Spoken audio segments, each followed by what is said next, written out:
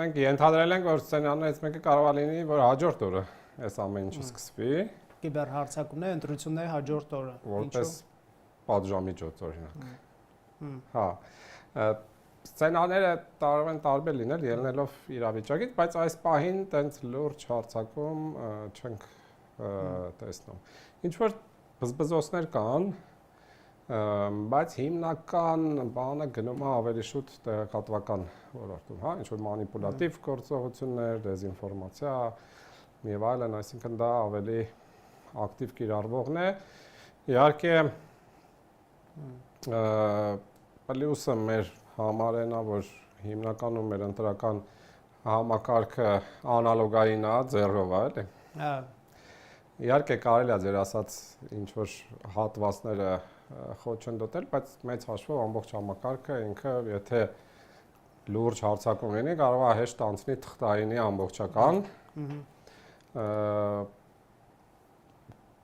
Տեսականորեն կարող է լինել այն ինչ որ մենք նկատել ենք մի 3 շաբաթ առաջ, մենակ մենք չենք նկատել իրականում, կար փորձ գլոբալ Հայաստանի կապուղիների դեմ հարձակման տպավորություն էր, որ ինչ որ մեկը շոշափում է այդ հնարավորությունը։ Կապուղի ինտերնետի։ Հա, այսինքն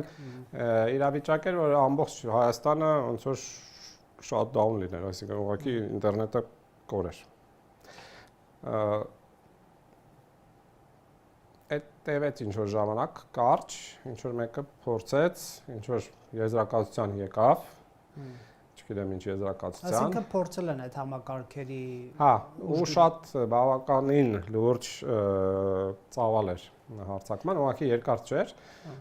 Շատերը կարող են հիշել մի քանի շաբաթ առաջ ինչ որ մի պահ ինտերնետի խափանումներ են, մի քիչ զարմանալի բան եմ ասում, որտեղ ինտերնետի խափանումներ հաճախ են լինում։ Բայց մարդիկ չեն հասկանում ինչ պատճառն է հաճախ։ Իսկ դա կարող եք ինչ որ կրկնվել, թե մարած եք համարում ռիսկը դրա։ Չէ, ռիսկ կա, տեսեք, արտաքին ներգործող ուժերը փորձարկել են այն ինչ որ կարող են անել իրանց տեխնիկական անձնակազմը։ Եվ հիմա նստած սպասում են հրահանգին, իսկ հրահանգը արդեն պետք է լինի քաղաքական։ Իսկ քաղաքական որոշում կլինի Հայաստանի կապը օրինակ պարկասնել ամբողջությամբ կամ ինչ որ անդիմադիր կամ դիր լրատվականներին